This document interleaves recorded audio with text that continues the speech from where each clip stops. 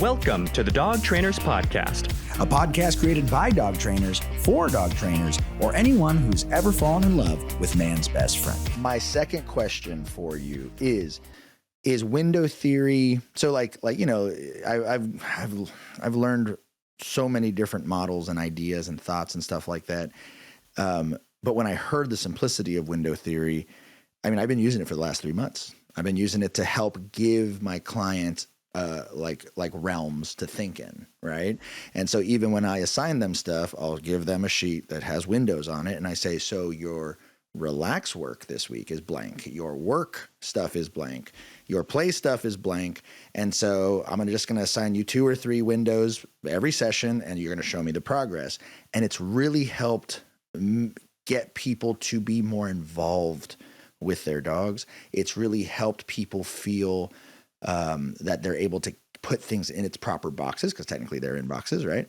But would you say, is this something that a newer trainer can pick up and understand right away, or does there need to be kind of years of fucking it up? I mean, I think people get it fast. Mm-hmm. You know what I mean?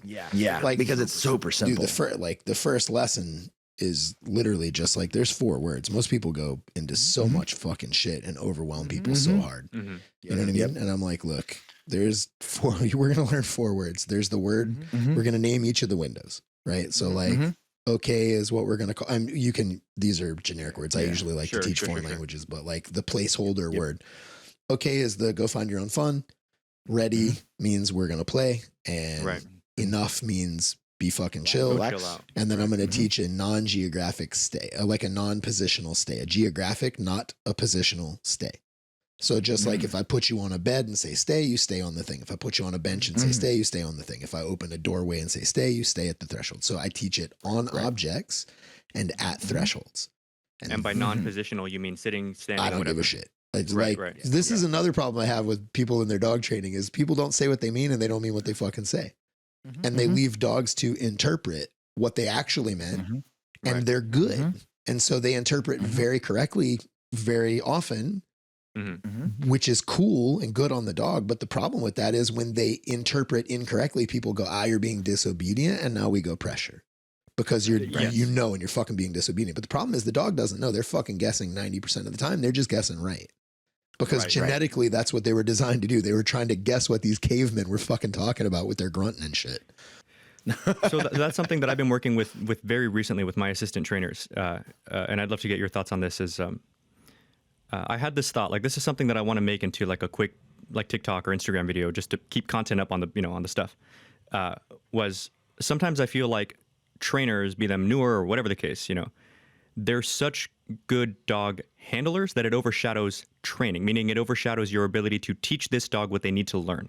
And what prompted me was I have an assistant trainer here. She's my most experienced assistant trainer. And she was working place with a dog. It's a 4-month-old Samoyed puppy. And it was going well. It was like 20-foot recalls with the long leash to place. Okay. The dog, she puts him in a down on the bed because, place. Well, that's we'll go back to that because that's one of the things I'm talking about. Sure. And we can talk about like why and everything. But so my point being, so he starts to get up, like he starts to move before she released him, right? And she quickly, like her reaction is to, she's on this corner of the bed, he's getting off on the other corner, like, so she rounds the corner of the bed real quick to like get in his way and says, no. And he lays back down. And I'm like watching her do this over and over. And I'm like, hey, so I stop her and I'm like, why don't you do me a favor? I don't need you to be fast. Like if he gets off the bed, fine, put him back, like tell him place and put him back. But my problem with you, like getting in his space and stopping him is I know it's going to work. Like I know it's going to stop him getting off the bed, but is it teaching him what the word no, is it teaching him the expectation of place, or is it just stopping him just because even if you didn't say a word or even if he wasn't on a bed, if you get in his face, he's going to stop and probably lay down. I mean, like that gets into an association thing. So like if you say no and then enact whatever the procedure is, it doesn't matter what procedure you used. If the mistake marker precedes the correction process, then they're going to know, like every time you mark that, I get corrected. And when I say corrected, I mean literally made to be correct. Just made to do the thing. I don't mean booted. I mean, to me, body pressure, a leash pop, a thump on the nose, and a food lure are all the same thing. You were not correct, and now you are. I have made you correct again. You know what I mean? But the reason why I said was because, I work on this principle that was like newer for me. I know a lot of people are doing it like too, as it, and I just learned it from other people. Of course, I used to train like years ago, like most people do, like all at once. Like you would say sit and pick your hand up all at the exact same time, right? Versus I've learned to kind of separate, like sit, then you move. Of course. down, then you move. You have to. So of course, I 100% agree. Like if you condition the word no, then the dog's going to understand that whatever the reinforcer is, whatever the motivator is, food, social pressure, like I couldn't agree more, right? My problem was her knee-jerk reaction was to go at the exact same time. It was like, no, and she was already near the bed, just on the other corner.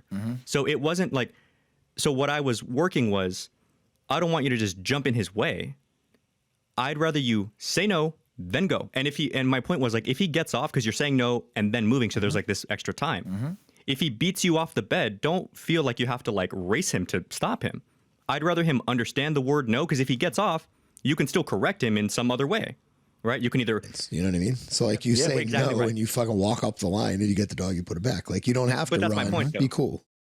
Right. And then once you say no, once you've marked it and given it its space to like breathe, now you can correct in whatever way you see fit. Like you said, you can e-collar, punk, whatever, or food or social, like however you do it. But the reason why I really like to point this out to them whenever I see them working outside, and lately I've been recording so they can like watch it later, is they do it and I see her catch herself, like she's saying no already having moved, like it's just a reaction, right? I'll run a few reps with the dog right then and there, not like later after more conditioning.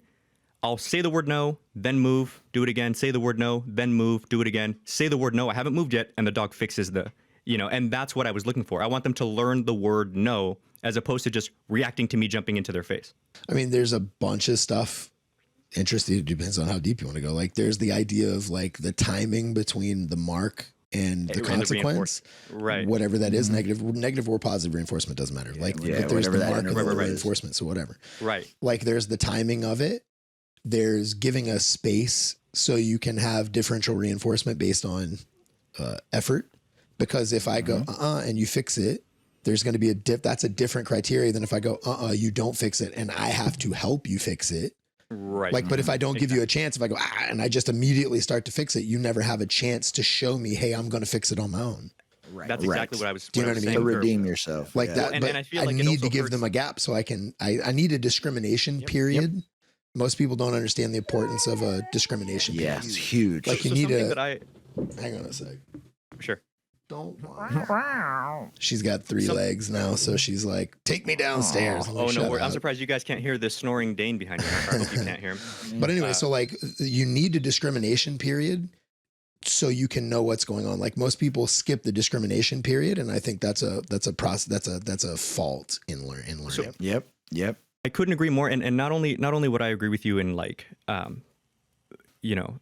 like I'm a balanced trainer. I use different tools and food and everything else, of course, social pressure and whatnot. But I do tend to believe that there are way too many trainers out there that are like too heavy, and with tools like with punishers. And I don't think it's obviously, I doubt it's like in any way malicious. It's more just they don't give the dog a chance to make a choice. Like that's how I word it to people: is say the word no. Let's see what the dog's going to do with this information, and then you play off of that decision. Because sometimes, like generically, at least when I heard it, the time, the gap between a marker and a reinforcer, again, be it positive or negative, right? The time difference that I heard was somewhere between half a second to 1.5 seconds was like the optimal, like span of time. However, lately I've been doing something that I kind of learned in a weird way from Tyler Muto was.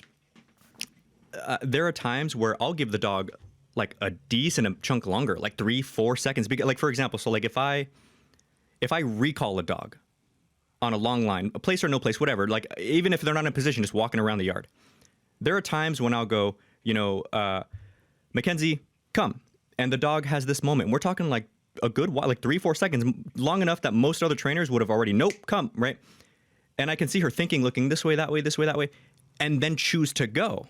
At which point I start like, good girl, and start picking up that, making it more worth the decision, right? Like reinforcing the idea that this was the right choice here, and I'm going to show you by making this more valuable to you. And then there are times where I'll go, Mackenzie, come. And she thinks about it, and then chooses to go the other way or lay down or something. And I say no, but I don't follow through. I don't correct in any way other than saying the word no. And then I give her another chunk of time. And she goes like, Mackenzie, come, think, nah. And I say the word no, and then she goes, think. Okay, go. And that, again, took another, like, between asking for the recall, it took like 5 seconds, and then saying no, I gave her another. So we're talking a long-ass time with no actual, like, follow-through. And she still chose to make and so, like, that's what I've been working with my staff. I just wanted to get your thoughts on that. Like, giving the dog time to make decisions, I think, is the latest thing that I've been kind of evolving. So it depends on what you're doing. It depends on what you're doing, because I wouldn't do that with my recall, because I don't want my recall to be a cognitive, economical choice. I want my recall to be a reflexive response, at least the initial part of it. You know what I mean? Like, you can't cover 100 yards reflexively. No dog is running 100 yards and going, oh my God, my feet are moving. How's this happening? Like, that's not right. You know what I mean? But we have like what I would call behavior inertia, right? Like, inertia is things in motion tend to stay in motion unless acted upon by another force. Things at rest tend to stay at rest a little bit, right? You know what I mean? Right. So then the idea is, if a being is already in an action, they have inertia in that action. The hard part is getting them to shift. Once they're shifted, it's easier to get them to keep going the right way. So if your recall is this cognitive, I hear what you said, let me think, what am I sniffing? What do you have? What reinforcers are possible? Am I wearing my e-collar? Do you happen to have food? How good is the smell? Let me see, let me act. They're dealing with a lot of cognitive issues and evaluation of fucking economics that I don't want involved in that decision. I want a reflexive, when I go, come, I want them to have a reflex redirection of focus and beginning. I want the flinch, turn, and take a step to be reflexive. And then after that first step, they can nobody reflexively recalls 50 yards. Sure. But once they've taken 2 steps and then they start running the economical evaluation of what do I get for what I just left, they're already 3 steps into a full sprint. And now it's like inertia says, just fucking do it.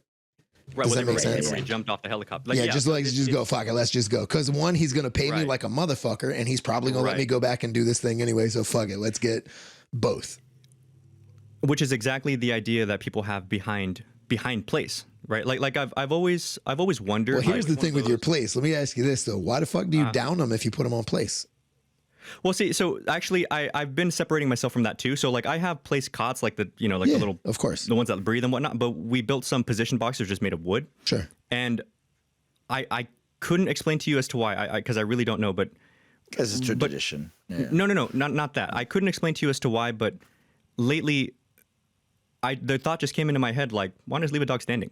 Who cares? Yeah. Well, what's the criteria, bro? Well, so here was my thought, but before was why everybody else teaches place in a down. From where I've heard people explain it is, like you said, the inertia of motion, and if you put a dog in a down, physically when you're in a more relaxed state, mentally there's more buy-in. Like it's like saying you're gonna fix your picture. If you want a dog on place and you down them, they're more likely to stay on place in a down because now they have to get up off their down and blah blah blah. But my point is that's not what you meant. So now you're gonna fuck up. I'm not bagging on you, but now people that down on place are gonna fuck up their down. Because if the dog is in a down and rolls over onto its back and gets up to a sit and then goes back into a down, and you've told them place, but you said place, but then you said down because we always down on place, right? But if they keep the criteria of place, as in they did not even begin to step off the place board, but they shift into and out of the down picture on the place board, what do you say? Do you say anything about it? Do you correct them for their broken down? Of course not, because you didn't mean down, you meant fucking place. Right. You just said down to you. It's like to fix the picture, but not the problem. You fix the picture of place by downing them on a place board, but we're not actually teaching them place. We're teaching them a bad down. Because if they break it and we don't fix it, what does down mean? Do you know what I'm saying? Like if I say place and then I say down and then they get out of their down and I go, whatever, I don't care. And then later in an open field, I say down, you're expecting a dog to discern when dad makes this sound and I'm in an open field, there's a different set of criteria than when I'm on an elevated breathable place cot. Like that's a lot of interpretation to put on a dog when there's pressure for making mistakes. Right. No. So for me, I'm like, look, if I'm going to teach you stay on the place board. Would you free shape No, that man. down? No, absolutely not. I'll lure. I don't give a fuck. Just But have them stand. I would put a dog on a place board, and in my mind, I'm going to go, here's the word place means stay on this object.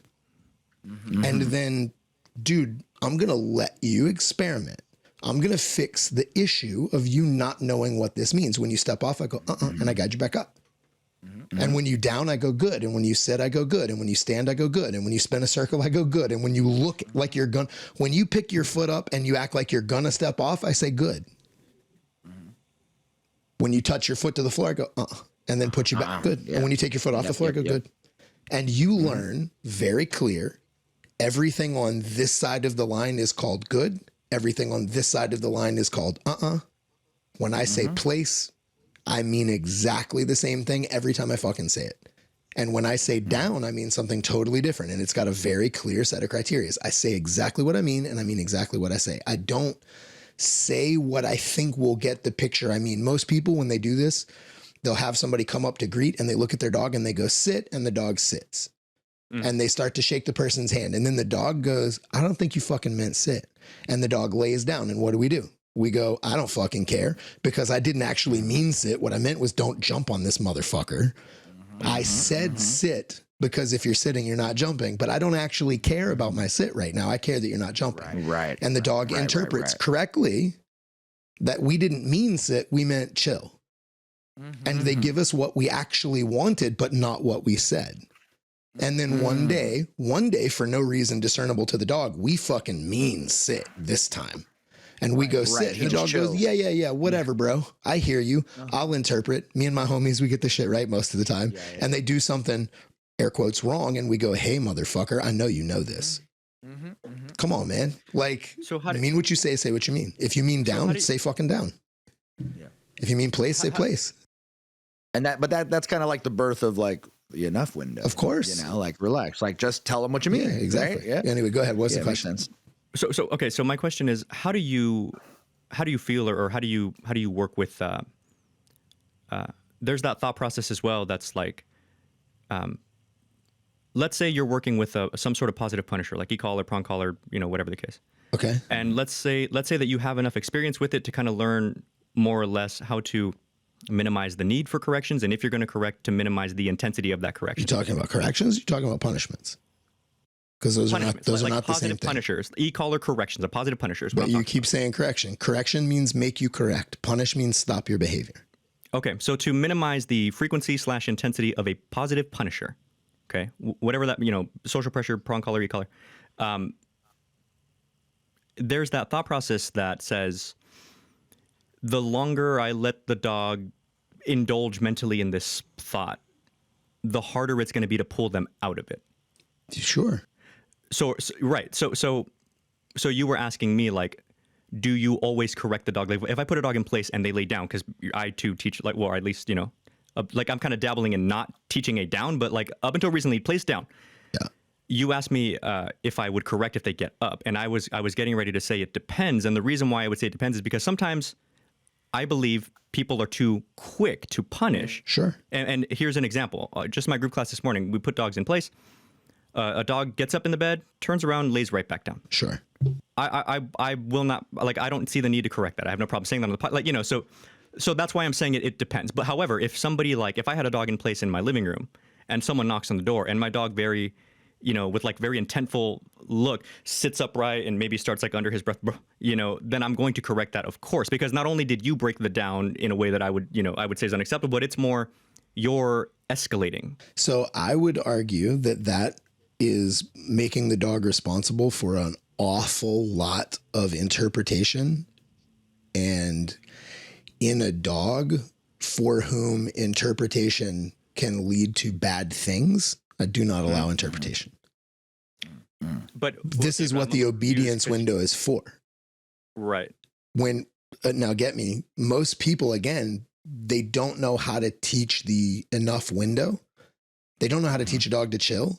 So they use bad obedience. They go down, but what they really mean is chill. And then if the dog stays cool but breaks its down, they go, okay, that's kind of what I meant. But that's making the dog not understand the dead criteria of down. And then you can either use a bad down to teach a relax, or you can use a real good down to teach don't move, but you don't get to use the same word to teach both. Do you know what I'm saying? But that's the problem. I want to have no interpretation, because when I tell a dog down, like if I have an axe murderer for a dog, like I like to work with gnarly dogs. If I have an axe murderer for a dog, I want zero interpretation. Now, of course, in the work, but I also don't put them in the work unless I need to. If he's good at interpreting, I would let him ride enough. When somebody walks in the door, I tell him, hey man, be cool, enough. And he can walk around and make his own choices. And when he cycles up, he's breaking the picture of enough. Enough means chill. So if he cycles up, I'll go, because enough means stay chill. And if he starts failing to be able to make interpretive choices correctly in the enough window, that's when we go to the work window and I go down. And now there is zero interpretation because we're working. Can I ask a couple clarifying? Does that make sense? It does make sense, but I want to clarify a couple things. Sure. So we're on the same page. You're saying correct as in fix, not correct as in punish. I get that, right? Just so that correct means make them correct. Yes. Right. So first question is, that makes total sense. Don't be inconsistent with your obedience commands is what you're saying, because I know what you mean, like especially with the sit and the dog lays down and people are like, because the dog's calm. So I get the inconsistencies there. But you also said, or it sounded like anyway, you agreed with me that if the dog kind of leisurely got up, turned around, sat, like laid right back down, you wouldn't address that. So that's where I'm... No. In what? Because again, no. What matters to me is criteria. What is the criteria that I expect? Because if you break the criteria, I'm going to get you back into the criteria. And when I say correct, I do not mean hammer. I don't use physical pain as a training option. That's not in my bag of tools. Like a little social pressure, a little spatial pressure, a little leash pressure, maybe a lure. You know what I mean? Like, get them back in.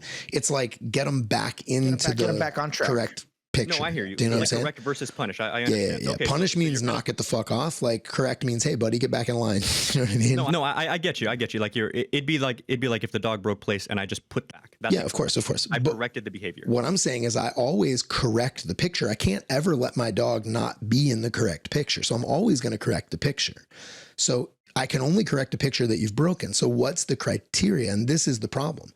When we start talking to trainers and you're like, what is exactly specifically your criteria? They go, I don't know. I can't explain it. Well, then how the fuck do you explain it to a dog?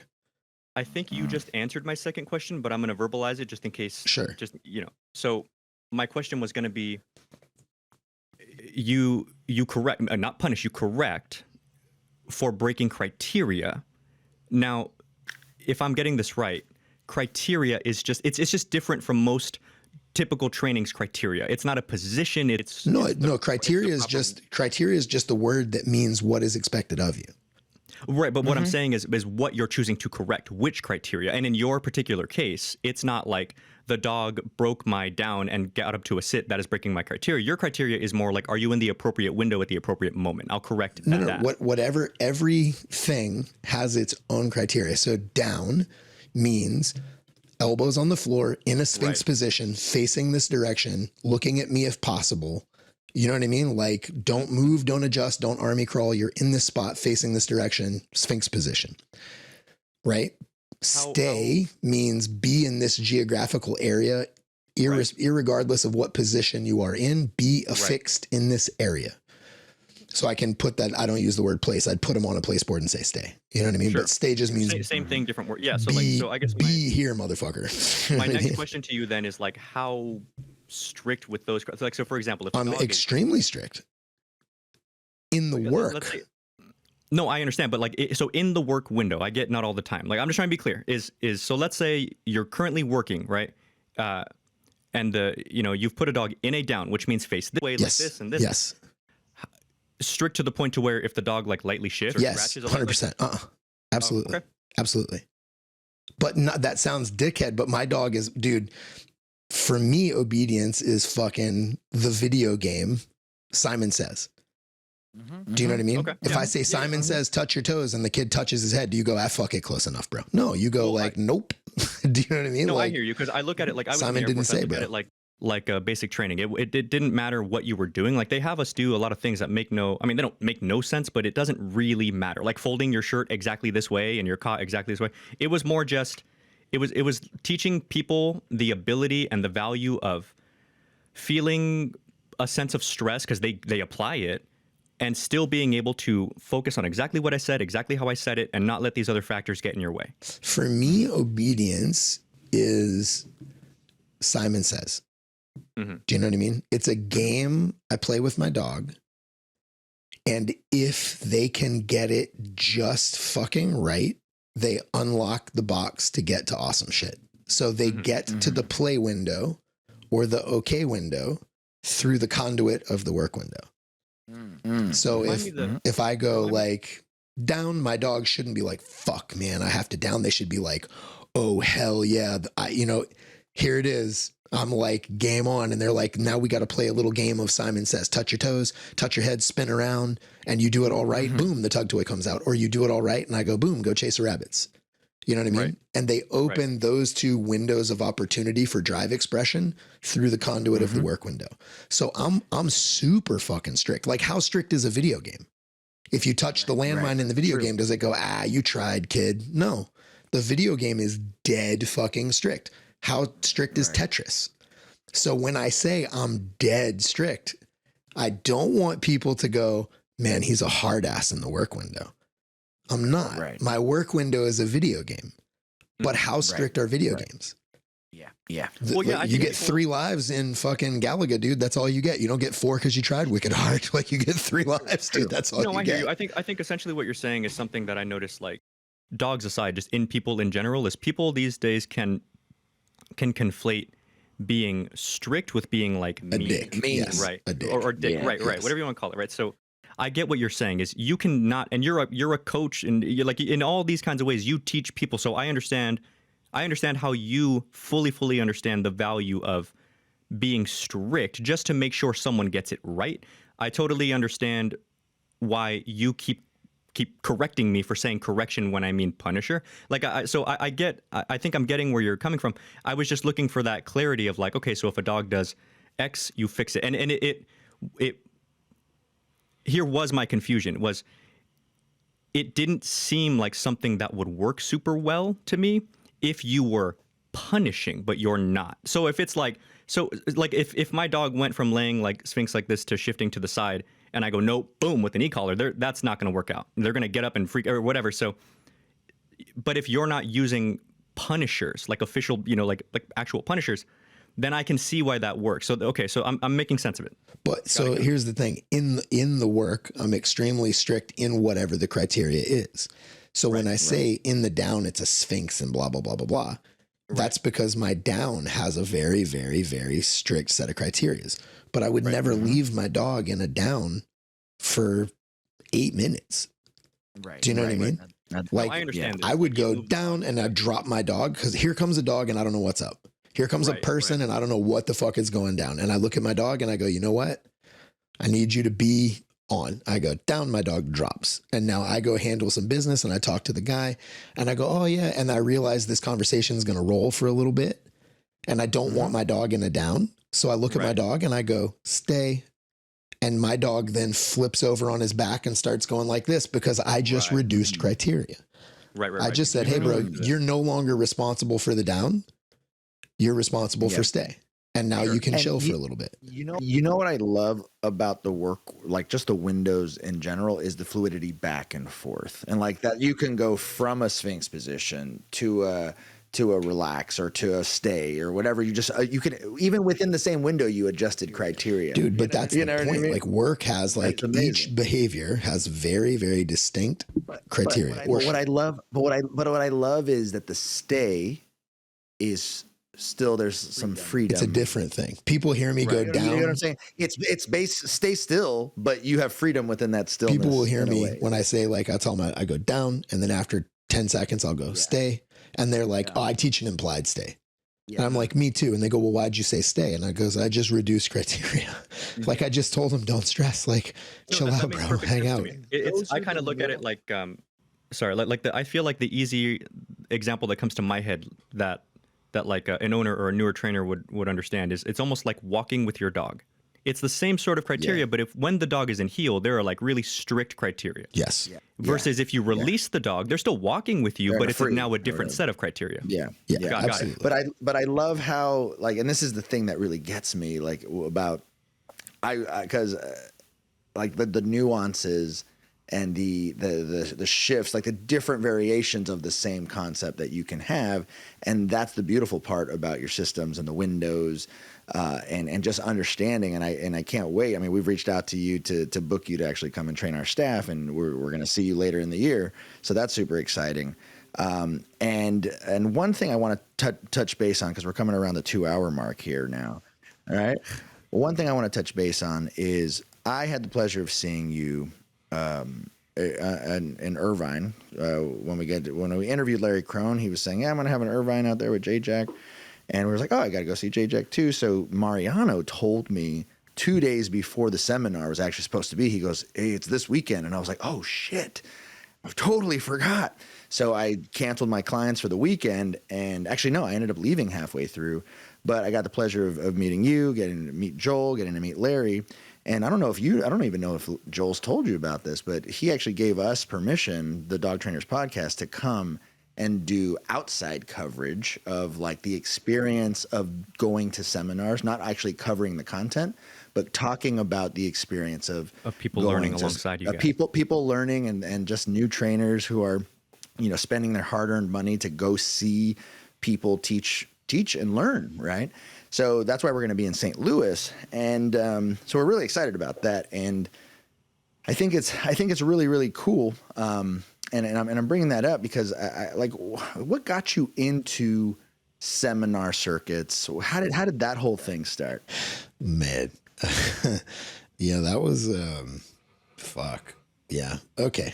Because you're a great orator. You're fucking hilarious to watch. And I personally I would wish every young dog trainer who listens to this podcast to go see you do your set bit, whatever you call it, like whatever you call it. Like it is not only, and I think the best form of entertainment or learning is through entertainment. Oh, sure. Yeah. And you are definitely in my mind, from a performance standpoint, you are the headliner of that. You're easy to listen to. Yeah. And you make a lot of sense. Like you make a lot of sense, and you're very technical, but it doesn't feel heavy. That's the real trick. It's like when I was saying with the dogs, like I'm super fucking strict, but they don't notice. They're like, this is the most awesome video game, right? Tetris is super strict, but you have fun. It's kind of like that. Like I can get some pretty technical information in, but you don't leave going, God damn it, that was dry as fuck, man. That was so much science. You know what I mean? But you can go that deep too, and I've heard you go fucking. Yeah, I mean, I can get into some shit, but I try to keep it where like the first hour of our podcast, we can get to it, we can get to that level, but you never feel like drowned in it. You know what I mean? Like you shouldn't be like, fuck, dude, this is heavy. Like I think some people like the heaviness for the sake of it being heavy, so you leave with this like, woof, man, that was a lot of shit. Well, is that where Blake got the idea? Like I know that he works very heavily based on your system of windows, but he was talking about something with us. I don't know if he forgot if he said he got it from you or wherever else, but failing safely, kind of giving. Yeah, I know the concept, but I don't think he got it from me. Oh, okay. Okay. That I mean, maybe he did. I fucking don't know. Who knows? I don't. Who knows? Well, I'm asking because as a mixed martial artist, like practitioner, and at one point like professional, and now coach, and all this other stuff is like, and I'm not joking. I'm being super serious, but just like as an older person who just has more experience in general and can see the mistakes. No, I'm not trying to be. Like, holy fuck, dude! How old do you think I am, bro? No, I'm just. Holy I'm not, shit! I'm just saying, like that's a first, man. That's the first time. That's the first time anybody's been like, as an older person. You're just older than. But hear me out, because I don't think that you're like an old person. I think that you're older than the majority of dog trainers that maybe go to your seminar. So you're like the older person. Sure, you know, that can be and you're gonna catch you're old guy an elder jiu-jitsu, dog bro. trainer. What's that? So you're gonna Okay. catch some old guy jiu-jitsu. All right.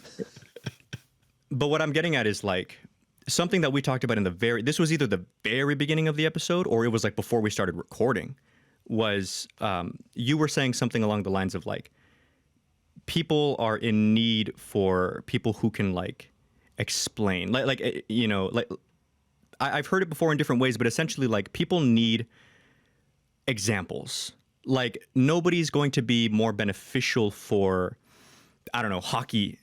Like it's not going to be the best player there ever was who's as influential. It's going to be the player who was good. He could still be the best. Like that doesn't disqualify you, but who knows how to explain the experience to convey to other people that I get like I've been through what you've been through.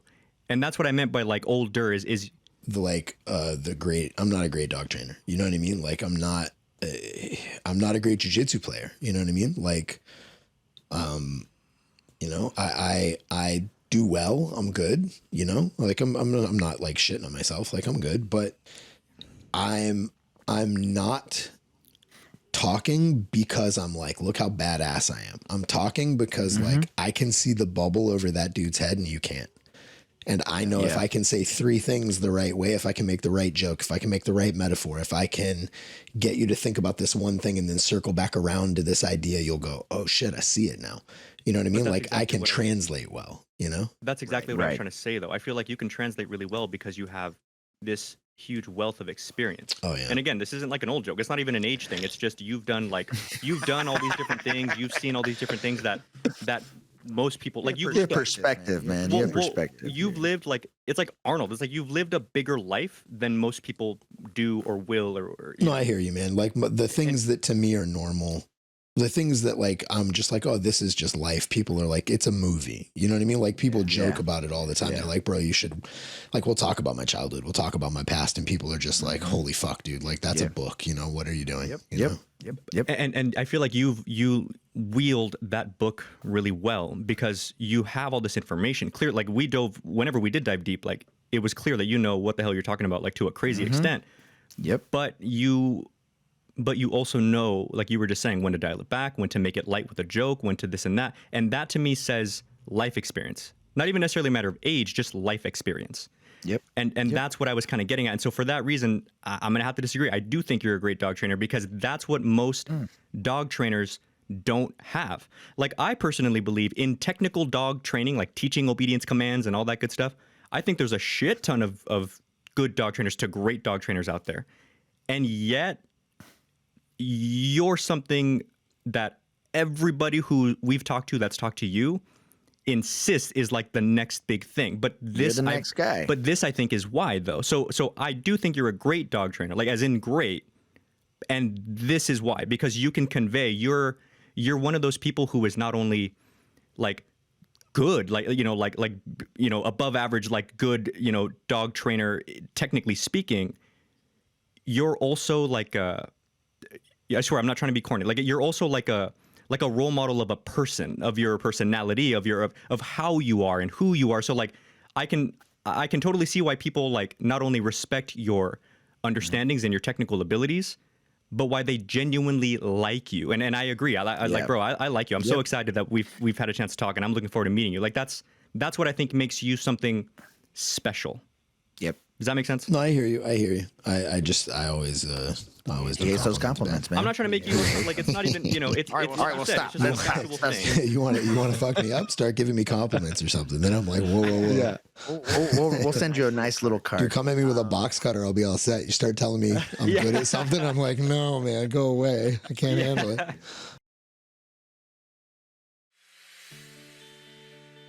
Have you looked into dog training lately?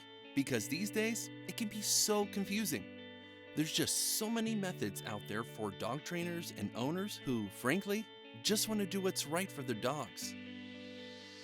It would be nice if there was just something out there where you could learn about the best methods from real dog trainers who genuinely know what works and who believe in honest and open conversation with trainers from around the globe. If that sounds like you, then the Dog Trainers Podcast is just what you're looking for. Come and listen to Brent and Mariano as they educate you about all the different methods and tools you can use today. With absolutely no bias, just straight up information that can make you the best dog trainer you can be. Plus, you'll get the inside scoop from world-renowned trainers and so much more. Dog Trainers Podcast is a podcast created by dog trainers, for dog trainers, and anyone who's ever fallen in love with man's best friend. If all this sounds good to you, then check us out today by searching Dog Trainers Podcast on your favorite podcast streaming platform. We'll see you there.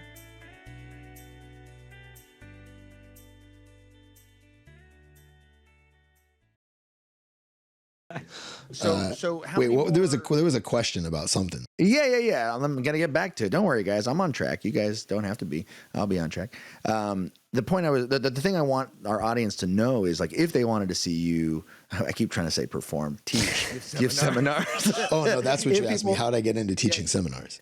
Well, how did you get into it, and where could they see you? Yeah, So let's the getting into it thing was interesting. Like Chad Mackin really did push me out the door and say, you need to pursue this, right?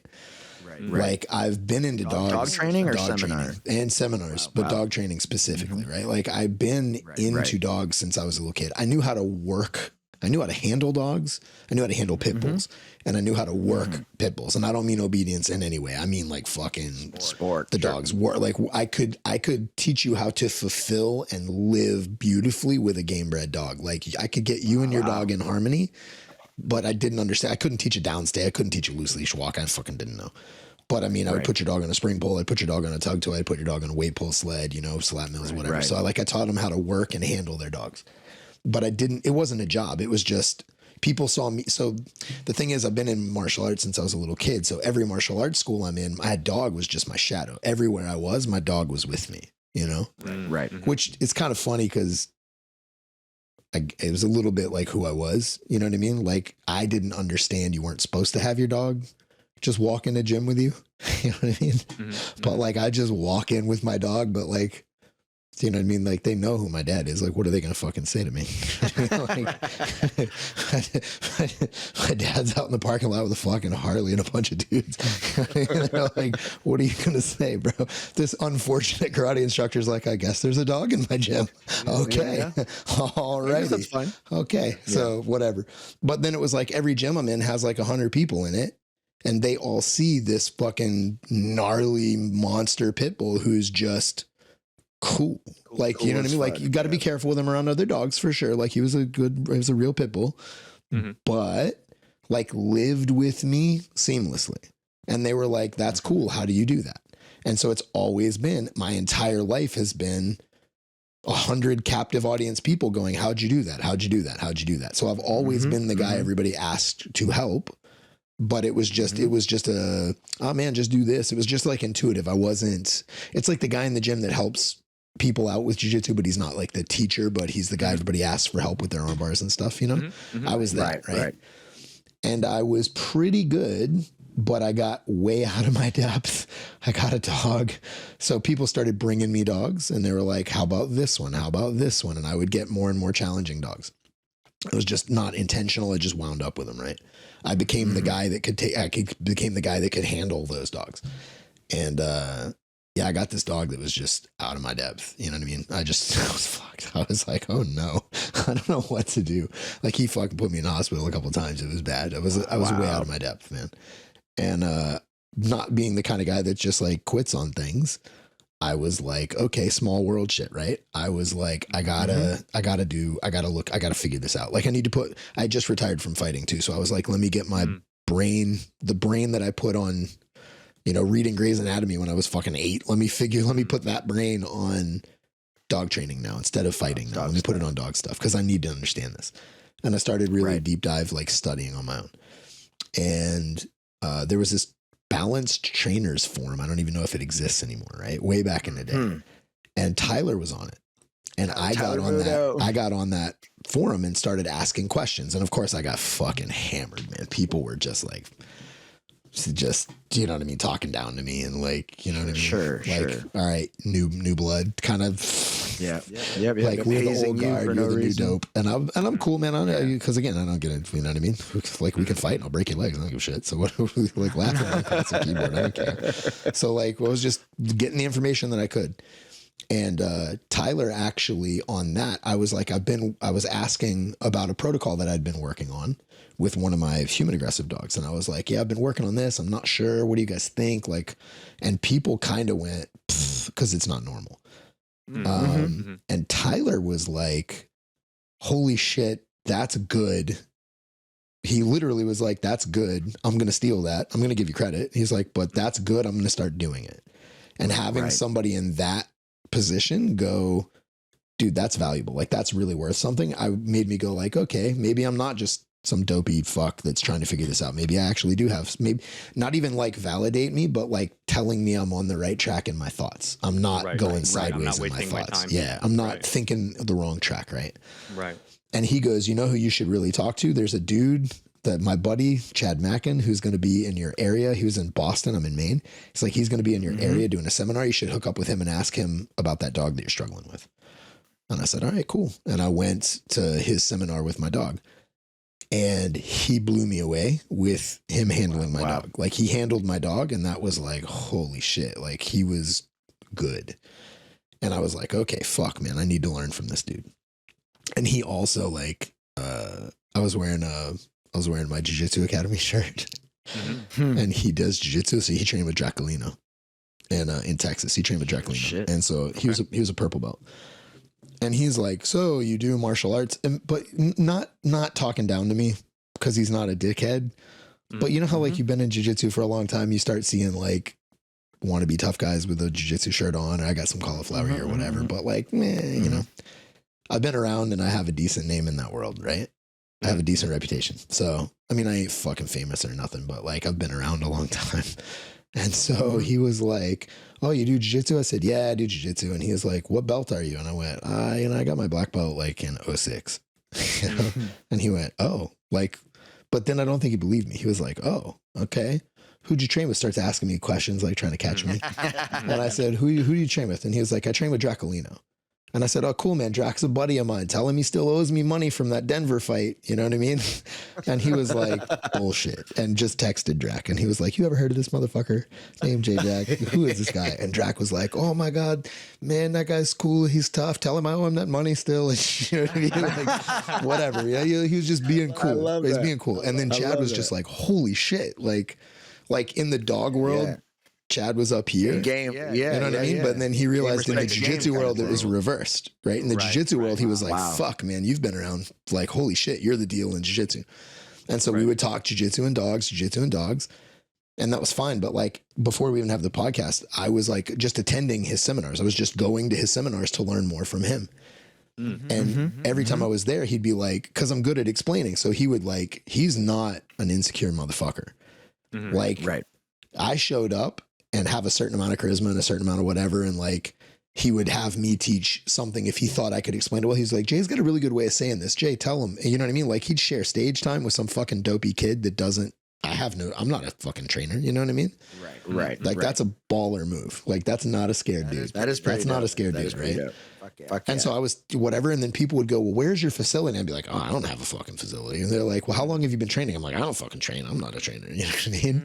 And one day Chad was like, yeah, so he officially just hung his shingle. He's a dog trainer. So that's what's happening now. And I was like, dude, that's dope. I was like, fuck, I guess I'm a dog trainer. Yeah. So you didn't find the game. I was like, I guess that's happening. You know what I mean? Okay. So I guess that's happening. And then we started doing the podcast together, just talking dogs and recording it. It was way back. Dog Training Conversations was like one of the first dog training conversational style podcasts around, you know? And we started talking, and then somebody was like, we talked about pit bulls, and Chad had me come out to one of his seminars and just do like a quick presentation on pit bull history or whatever. And somebody was like, hey man, can you come out and do that? Like, can you come out and do a presentation at my place? Like, do you just show up and do it? And I was like, I mean, I guess, you know what I mean? Right. I was like, I guess. And I called Chad. I was like, hey dude, do you have are you cool with it? You know what I mean? Are you cool with me doing that? And he was like, yeah, absolutely. You totally should. And so went out and did that. And ever since then, like, I don't advertise. I'm not asking for stuff. You know what I mean? But like fucking people just won't quit calling, you know? Right. Yeah, I'm sorry. Yeah, I'm sorry, man. Had to book you. Like, fuck Had to book you. Like, Jesus. So yeah, I mean, it wasn't supposed to be a new career. You know what I mean? When I retired from fighting, I thought I was done with hotels and traveling and shit. And I'm like, fuck, man. Cause you can only fight like I used to fight like every month. It's fucking for a little while. I fought 3 times in a month once, but you know what I mean? It's like, yeah, I mean, it was back in the day, but like, you know, high level modern MMA, like you're fighting 3-4 times a year. Yeah. Like prize fighters fight like 4 times a year. Yeah. You know what I mean? So like I'm traveling more now than when I fought, I'm like fucking traveling more. It's crazy. Right. But yeah, it wasn't supposed to be a thing. It wasn't supposed to, I didn't try to make it. I don't have a dog training facility. Like I have a jiu-jitsu academy and I run dogs out of my jiu-jitsu academy. I have 2 quick questions because I know we have to let you go here pretty soon. Number 1, this can be quick if you want it to be. Do you do seminars for BJJ as well? Yeah, of course. Okay. So I've been doing jiu-jitsu for a lot. Well, so the difference is this, right? The difference is in jiu-jitsu, like I have a good name for sure. Like I have a good reputation. Like you can check my fucking references, make any phone calls you want to make. You know what I mean? Like I've got a good reputation. But like, man, I've never won the world championships. You know what I mean? Like I've never been a world title holder. Like I've got a good reputation. I had a good career, made a name for myself, but you know what I mean? Like on the seminar circuit in jiu-jitsu, do you know what I mean? Like you want to travel and make money and teach every month. Like you need to win the world a couple times, you know? True. So like I'm not on the radar. I'm too old and I'm too out of the game, you know? Like I haven't been competing. Like I retired from competition like years back. I've done a couple little comeback throwdowns just to do something. Like fucking I haven't done this in like 10 years. Let's do something. But I'm not an active competitor anymore. And because I'm not an active competitor, you know what I mean? Like that is the realm of irrelevance. Yeah, like I'm assuming not you relevant. have some. What do Right? you I'm mean? assuming you have some current competitors at your school. Oh yeah. We have some competitors. We have some fighters. You know. And now I'm not super into the sport jiu-jitsu world. You know what I mean? Mm-hmm. Like we have a sweatshirt that says "Make Jiu-Jitsu Violent Again." You know, like we're not. I'm not a sporty dude. Like in my basic jiu-jitsu class, we're not talking about points and pulling guard. You know what I mean? Like we talk about fighting. You know what I mean? Like I'm like, when you're choking, they're going to try to poke your fucking eye out. So you have to put your head in this position to stop the eye gouge. You know what I mean? And so that's it's BJJ that with an emphasis on the possibility for striking and everything. I mean, you know what? People. Here's the fucked up thing. It's BJJ. Like I'm not the weird one. Right. Do you know what I mean? When dude, you go look back in the early 90s when people talked about jiu-jitsu, dude, they weren't like, well, you know, the sport of fucking whatever. Like it was about fighting.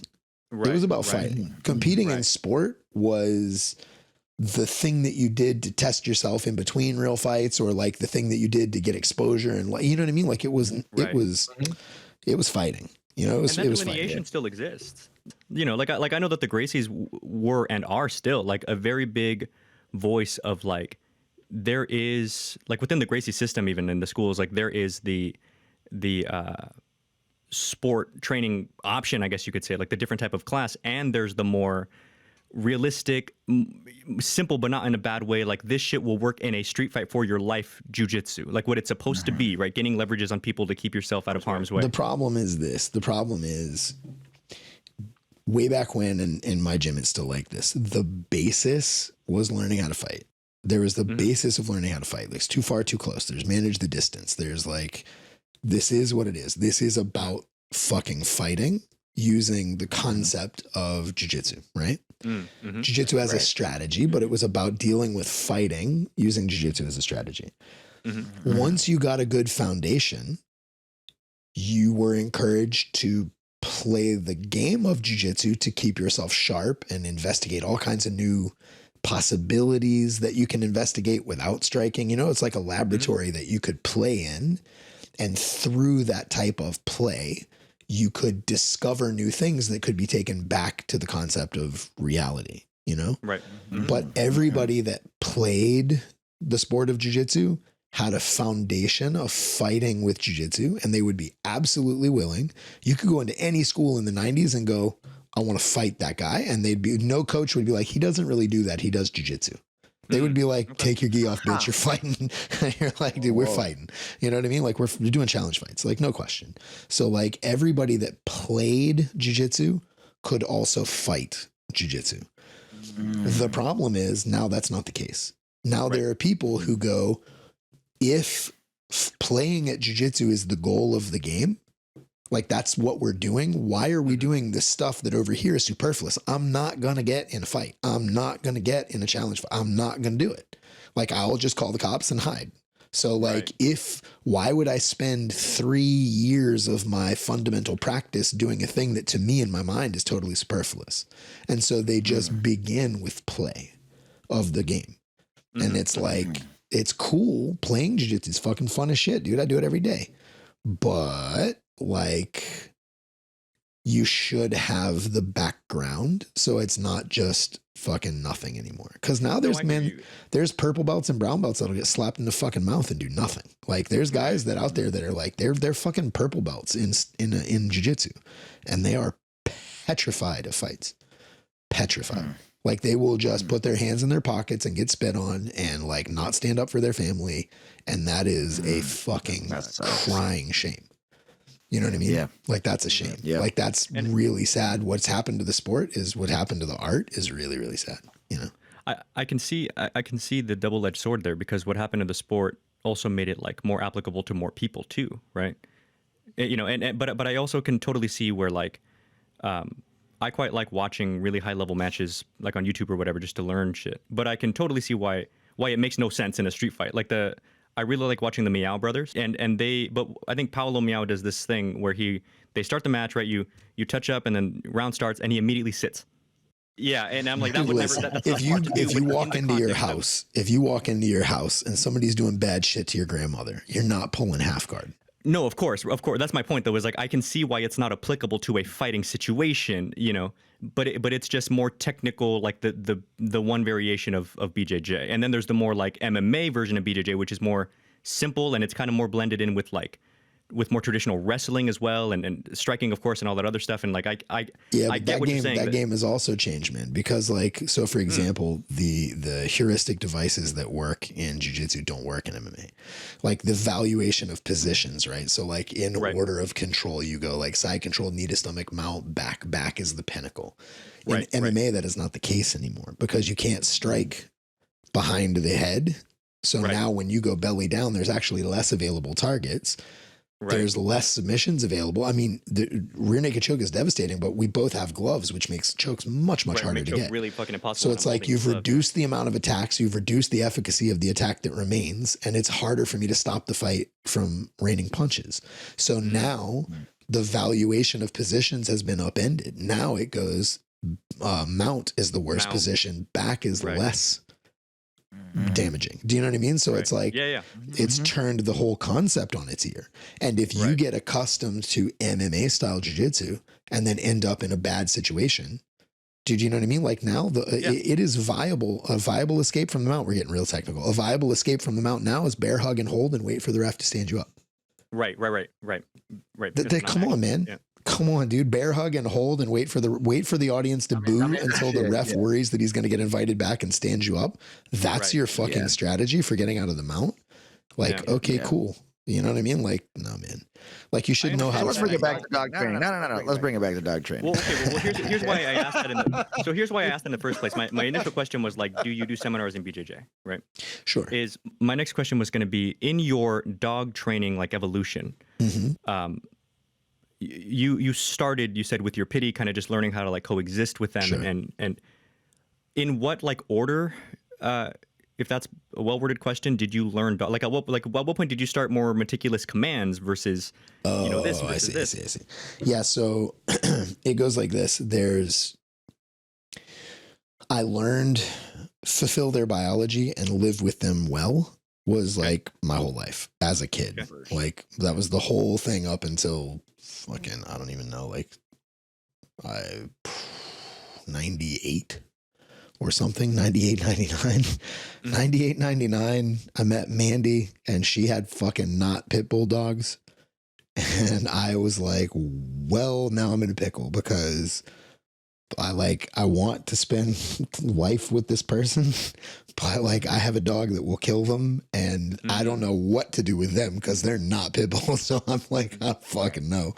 And so I had to branch out and start learning about how to apply the concepts of biological appropriateness that I understood inherently with my pits to like, now there's a shepherd, now there's a chow, like, and they're not the same dog. So like I had to understand how to apply that concept across different breeds, and also had to understand like how I can affect their emotions. So then I started learning about emotional control and things like that. Like before obedience, there was like change how they feel. So like counter conditioning, desensitization, just, you know what I mean? Like dealing with the emotional understanding of structure in the house and hierarchies and how they affect behavior, you know? Who were some of the people that just, if you were to name off a list, so for our audience, they could research or Google search those people that you pulled a lot of information from? Fuck, man. Back then? Oof. Sure, yeah.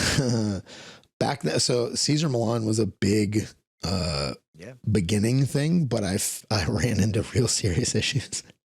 Like I tried to follow, because that was the guy that was out at the time. Like that was like, if you want to learn, especially like, I'm not into dog training. I'm into like, you know, that kind of like the fucking, like that shit, right? Or whatever, yeah. But I found issue with it because like, you don't see some of the behind the scenes stuffs, you know what I mean? Like, you know, and it's like, it just wasn't, it wasn't playing out. Like trying to learn about pack shit just wasn't playing out the way I wanted it to. And then I went, I was fucking with a little bit of obedience, but nothing crazy. Like nothing like, I was not good at it and I always like disliked it. I was just like, it was that shit that they tell you to do if you're going to train dogs. You ought to know how to do it. But I was like, I hate it. My dogs hated it. It was stupid. Okay. But realistically, it was Chad. Chad taught me about socialization and taught me about this idea of the layered stress model and the idea of trying to teach the dog how to make good decisions. Like I had never really been talked to about anything like that. You know what I mean? Right. Like he gave me a lens through which to look at dogs that changed everything for me. Yeah. I like that layered stress model because it's like a better hierarchy of humane dog training. Oh yeah, I know what you're saying. You wear that list. Yeah. It's like a better, more detailed way of looking at dog training. It's super helpful. Like not necessarily the way that he trains, like the way that he used to work the leash deeply affected me. And like, I definitely like credit him with the leash ideas that I have for sure.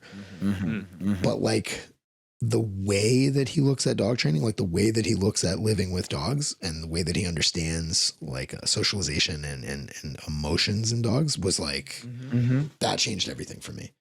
But I didn't really develop an understanding of precision or an understanding or appreciation of it until I started looking at Ivan stuff real deep, or like got a chance to work with him in person. Got it. And once I saw that, I was like, fuck, okay. Like I was the missing window. Like I had these other windows, but then it was like, oh, now I understand what that is for.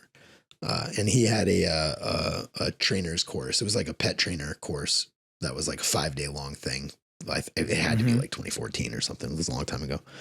Yeah. I think it was 2014, maybe 2016. I don't fucking remember. I have a terrible memory, but it was a long time. It was a fucking long time ago. And that changed everything. Like that was like, I had like an understanding. I had like this nebulous kind of like, I kind of was a good handler and kind of intuitively knew how to do some things. And I could grasp these different concepts out in the sky and be like, okay, this kind of makes sense, but I didn't have like a fucking box. And when I did that course, it's like he just like melted my brain. Put everything in it. I was like, oh fuck, now I can see things. Yeah.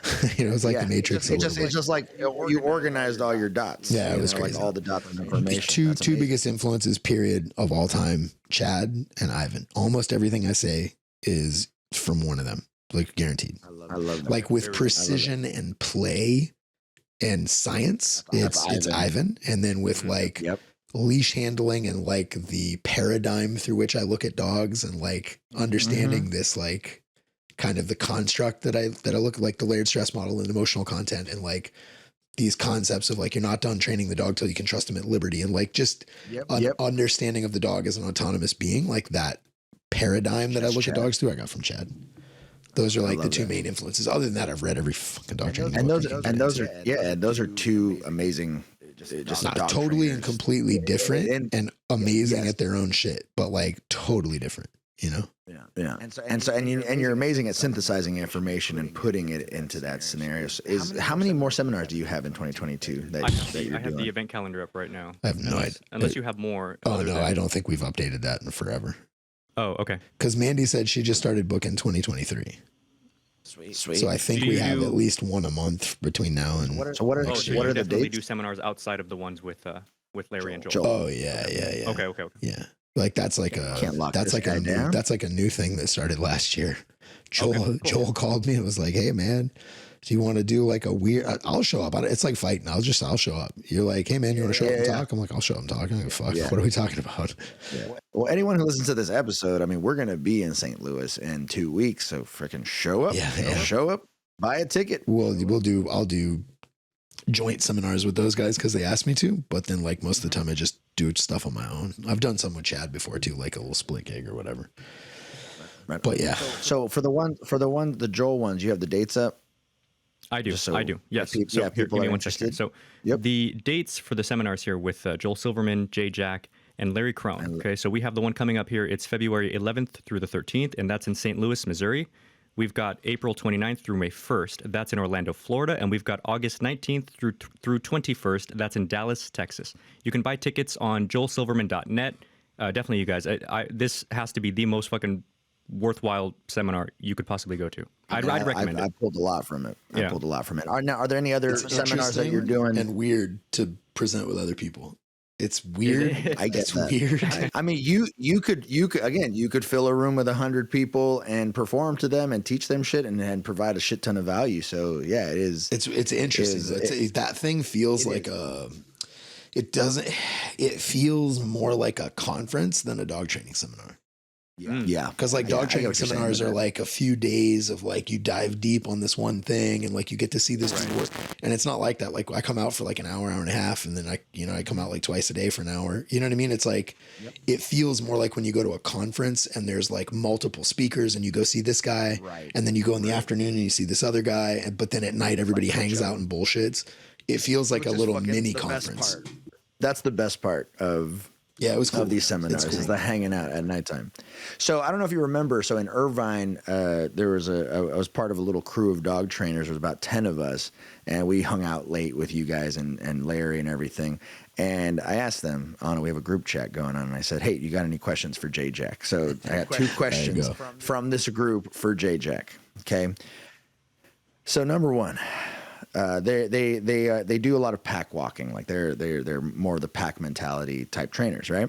And so one of the things that they asked, they says, let me see, ask him how he would use window theory in a structured daycare program.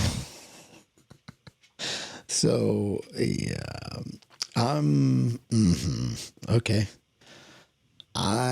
Because of the nature of the dogs that I like the most, like I like really gnarly game bred pit bulls. Like that's my gig. I like the bulldogs.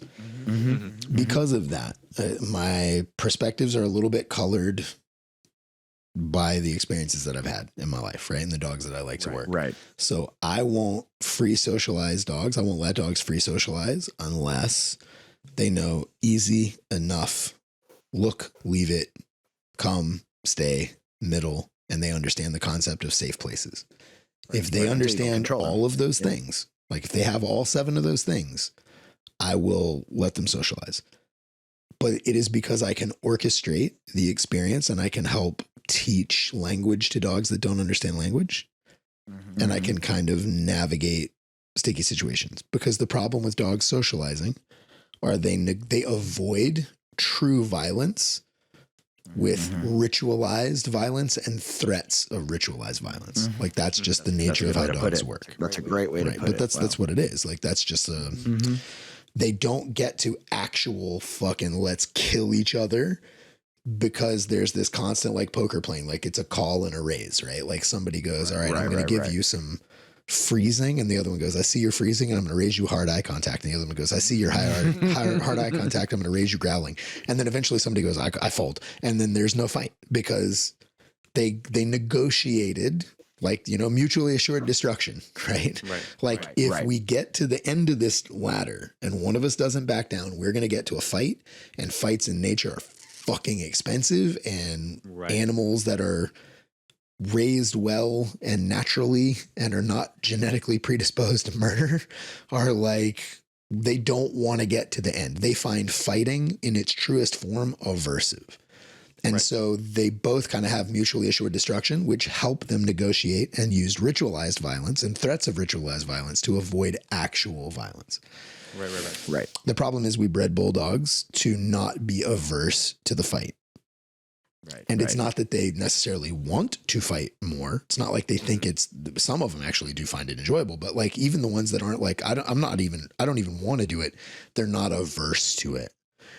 And like we're finding now, like you look at modern warfare with terrorism and stuff, like when somebody doesn't have mutually assured destruction, if somebody's like, oh no, I'm blowing it up. You're like, well, how do you negotiate with that? Cause they're like, you know, I'll kill you. And they're like, yeah, okay. And you're like, fuck, you're supposed to say no, I wish you wouldn't. And then we're going to negotiate terms. Do you know? Wow. So if you have a being on the yard that is not averse to a fight, the entire communication system is broken because it relies on being averse to getting to the end of that negotiating ladder.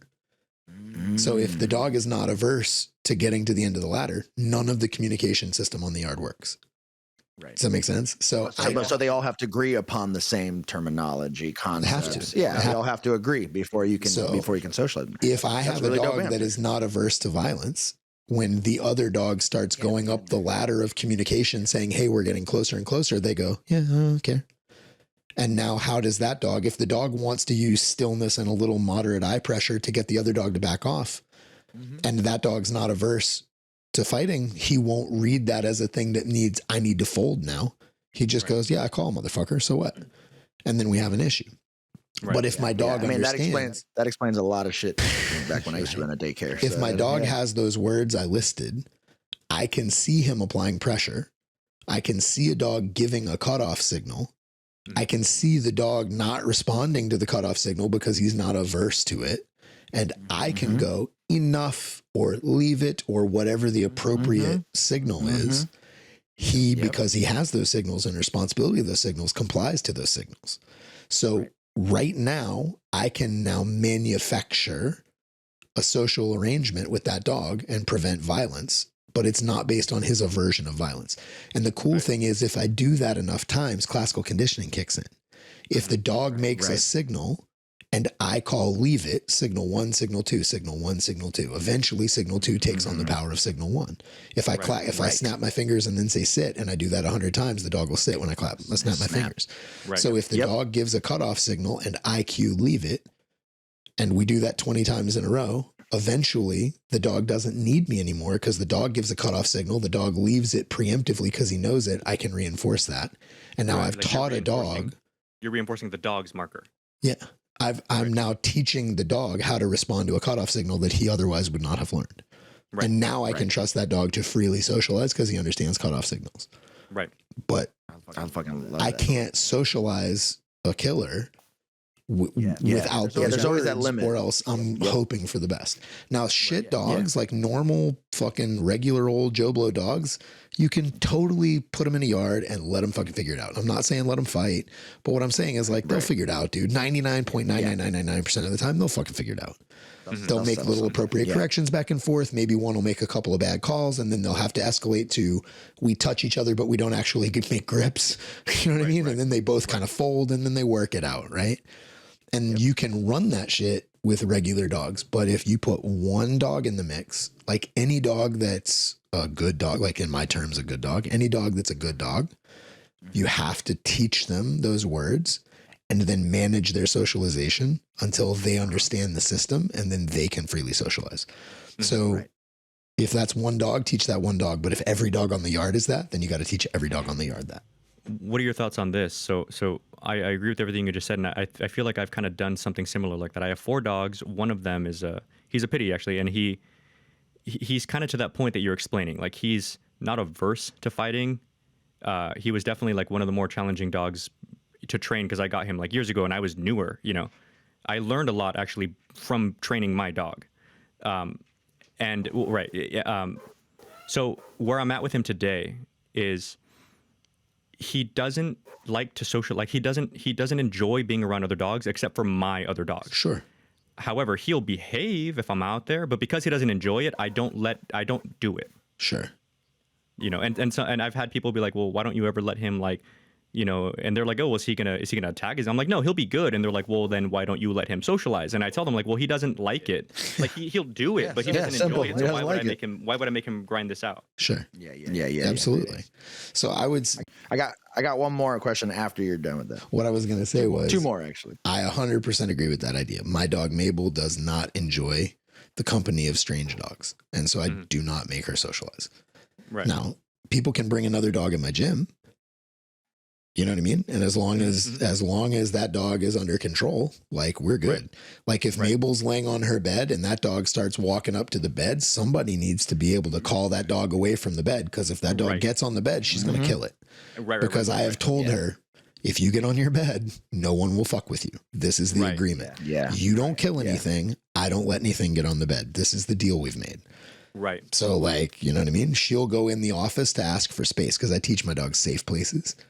I teach my dog deceleration zones, because, again, a lot of fights occur. Nature gave dogs one way to ask for deceleration or to remove consent, and that's threats of violence. Period. So, like, if a dog is pestering another dog and they keep going and they keep going and they keep going, and then after a while the dog's like into it, right? Like, totally playing the rabbit, and then after a while goes, okay, I need a break, and the other dog keeps going, they'll turn around and go, yeah, they'll snip at him. like, hey, stop, motherfucker. Right. Like, I'm removing consent, motherfucker, stop it. Right.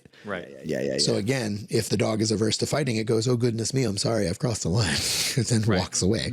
But if the dog is like, hey, why'd you snap at me, bitch? And then they fight, then it's no good, right? So I teach my dogs, like, if you go onto this object or into this space, like between my legs or in my office or on this pedestal or whatever, you will be left alone. And so now they have a way to remove consent or ask for deceleration. So I can show you a video of 2 dogs, like, they previously had fought, and they're playing. And then, like, one will play too hard and the other one, like, slips and falls down. And as soon as he falls down, the one that knocked him over goes, fuck, and runs into the office. Like, dude, but that's the calming signal. Is like, dude, I don't want no trouble. That was an accident. Right. And the other dog comes up and stands at the office door looking at him, and he won't come out. And then after a couple minutes, the dog at the office door walks away. And as soon as he turns and walks away, this one comes back out and they start playing again. Right. But if I let them negotiate those terms naturally, it would have involved teeth and threats of violence, and that would have gone into a bloodbath. So I have to teach them an alternative method of consent removal to make them safe. You know what I mean? To conflict resolution. Have to, because nature gave them fights. Like fabricating cutoff cues on them. You have to. You know, like. There's no other way. Yeah. Like, you know what I mean? Second question. Okay. I win a fucking prize for the longest one, though. Yeah, exactly. Ask him what he considers the biggest success / accomplishment in his dog training. Yeah. In my dog training? In your dog training. In your dog training. Jack's. Biggest success / accomplishment in dog training. Well, okay, so there's 2. I've fucking made a dog sport that turned into an international thing, and that's kind of weird. Like, to be some fuck up kid from a trailer park to have, like, made some dogs. There's a couple of moments where I'm like, whoa, like, man, we fought at, like, the Tokyo Dome. We fought at, like, Putin's palace setup. You know what I mean? Like, Mandy went and had dinner with Putin after some fights that we did while he was in the audience, right? Like, shit like that. I wasn't supposed to do shit like that. I was supposed to be in jail in Louisiana. You know what I mean? I wasn't supposed to be traveling the world and fucking shit. I wasn't supposed to be doing stuff like that. GRC dog sports is kind of that thing, but that's not dog training. That's something else. Like, that's not like a lifestyle. Yeah, like I did, but I'm very proud of it, and it has to do with dogs. Like, I made a dog sport. I saw something in my head, that didn't exist and made it a thing, and it actually became a thing. And that's kind of fucking cool. Like that's pretty impressive, I think, you know, to me, I'm always like, wow, I did that. Holy shit. But personally, with my own skill in dogs, like my own experience with dogs, man, probably the most impressive thing is the dog that I have, Jax. Like he was the worst fucking dog. He was the worst. He was awesome. But he was just such a fucking, he was so bad. Like he put me in the hospital a couple times, like hung off, like gripped my face, like hung off. Is this the one from the stories you were telling earlier? Yeah. Like he hung off my face. Do you know what I mean? This is the one that Chad Mackin helped you. Dude, I took him to a Chad seminar, and listen, this is one of those learn how not to be an arrogant fucking dickhead. I went to Chad's seminar, and I had no name. Nobody knew who the fuck I was. I was just some douchebag, white trash kid with a fucking weird pit bull. You know what I mean? Like, and I was trying to get him out of his crate to get outside. And I'd already asked Chad. I was like, hey, listen, he's a fucking monster. And he was like, okay, nobody believes me. He's like, all right, cool, whatever. Like, we'll work him, blah, blah, blah, blah, blah. Okay, he's legit, but he hadn't had the conversation with me about Drac yet, so he didn't know that I'm an honest person. So he thought maybe I was like making it sound worse than it is. And it was like a break, and I had to take my dog out to pee. And dude, we're in the middle of a fucking seminar. There's all these people and there's all these dogs, and he's a fucking monster. So I am like, I've got like a 4-foot leash, but I've got it wrapped up to like 2 foot, and he is just like at everybody. We're like, I'm running a fucking wheelie out the door while he's snapping at shit, right? Like it was bad. Oh my God. And I get outside and I'm trying to look around to go, but there's people everywhere, and I'm like trying to find where I'm going to go. And this woman who's like a pro literally says to me, I can't watch this anymore. Hand me the leash. Wow. And I went, what? And she was like, you're making it worse. The leash is too short. And I said, I know that, but we have a math problem because you're standing 5 feet from me, and this is a 4-foot leash. So like, it's going to be tight. You understand? So like, I don't know what else to do. I'm trying my hardest. I'm here to get some help. And she goes, give it to me. Give me the leash. And I went, are you sure? And she goes, yes. And she was holding an aluminum water bottle in this hand. Like one of those little sport water bottles. And she goes, give me the leash. And I went, okay. I was like, are you sure? She was like, I'm a professional. And I went, okay. No. And I handed her the leash, and Jax goes, whoom, and just launches at her. And he gets the water bottle, punctures it, poof, like put holes in it. Oh, it's leaking out the side. The water just goes out of his head. You know what I mean? And she goes, ah, and I grab the leash and I pull him back. So he's just thrashing this water bottle. And then Chad comes outside and goes, what the fuck is going on? And I was like, she said she was a professional.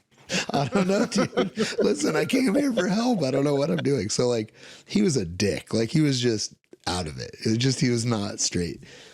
I mean, he was tied to a fucking tree outside like a crack house or something. You know what I mean? Like embedded in his neck. I mean, it was a shit story. He's got terrible genetics. He's just everything that could be stacked against his genetics and experience was all bad. Like it was just super fucked up. Yeah. Wow. Yeah. And he was a handful, man. And I just, is he still with you? Oh yeah, no, he's here. Yeah. I have video of him, man. Like I'll take him to seminars now.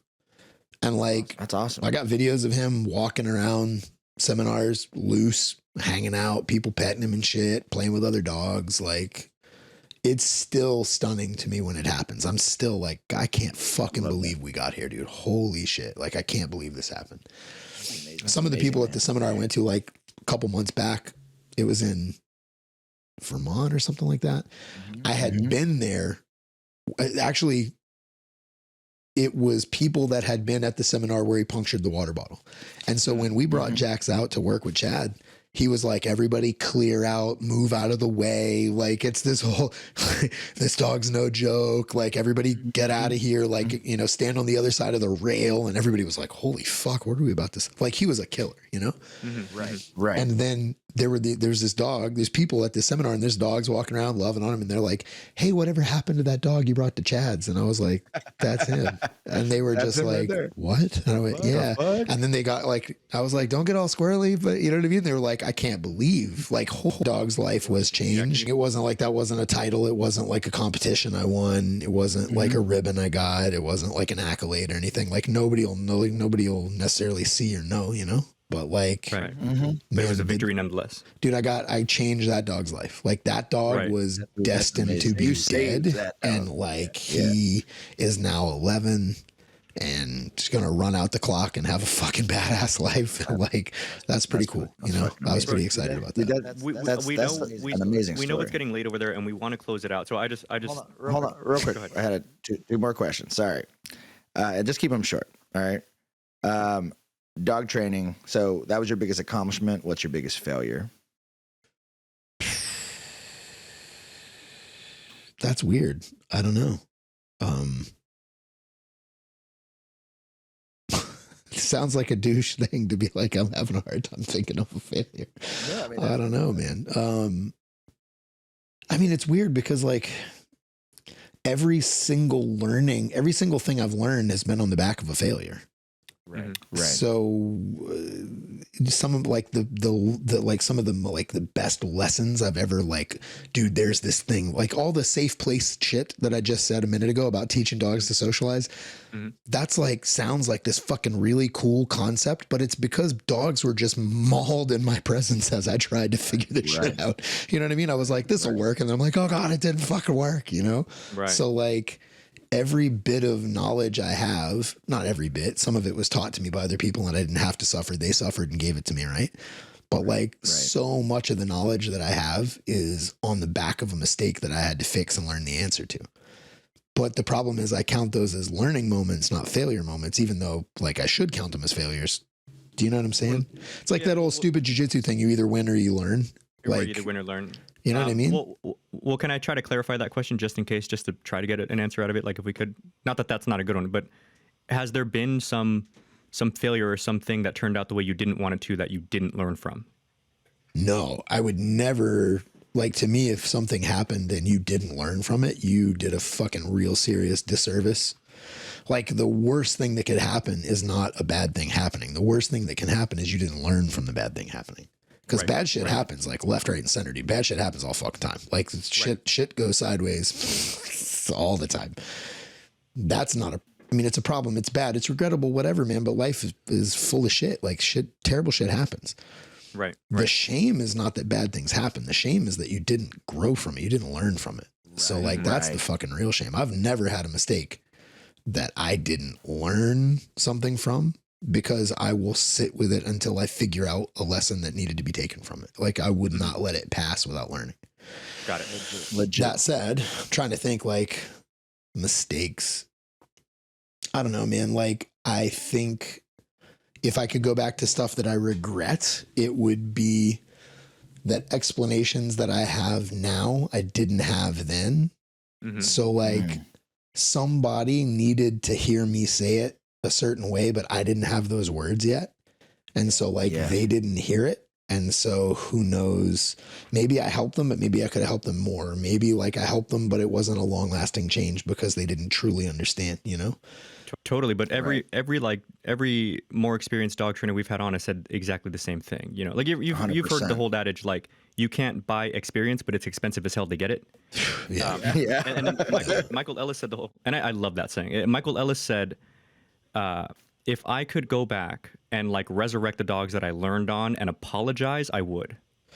I mean, for sure. Like if the regrettable thing is that I didn't have this all the time.